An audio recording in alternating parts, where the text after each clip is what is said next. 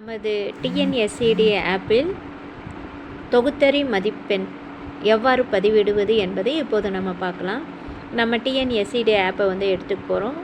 அது அப்டேட் ஆகலைன்னா அப்டேட் பண்ணிக்கிட்டு நம்ம இண்டிவிஜுவல் ஐடியை கொடுத்துட்டு நம்ம உள்ள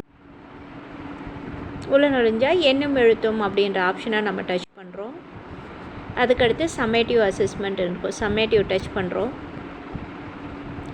டேர்ம் கேட்கும்.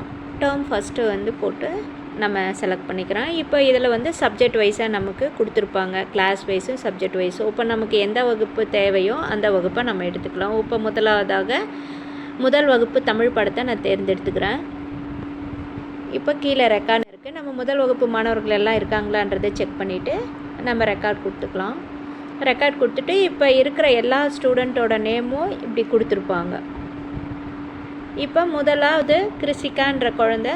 இப்போ மொத்தம் 10 கேள்விகள், 1லிருந்து 10 கேள்விகள் இருக்கும். இப்போ இந்த 10 கேள்விகள் வரைக்கும் இப்போ முதல் கேள்விக்கு எத்தனை மதிப்பெண் நம்ம போட்டோம் அப்படின்றத பதிவு செய்கிறதுக்கு முதலாவது இடத்துல இங்கே டவுன் ஏரியா இருக்கும். அதை டச் பண்ணிவிட்டு பார்த்தோம்னா மதிப்பெண் கொடுத்துருப்பாங்க. நம்ம எத்தனை மதிப்பெண் கொடுத்துருக்கோன்றதை செலக்ட் பண்ணிவிட்டு ஓகே கொடுத்துட்றோம். இதே போல் எல்லா குழந்தைங்களுக்கும் நாம் செலக்ட் பண்ணிவிட்டு சப்மிட் கொடுத்துட்டோம்னா முடிஞ்சது. நன்றிங்க டீச்சர்.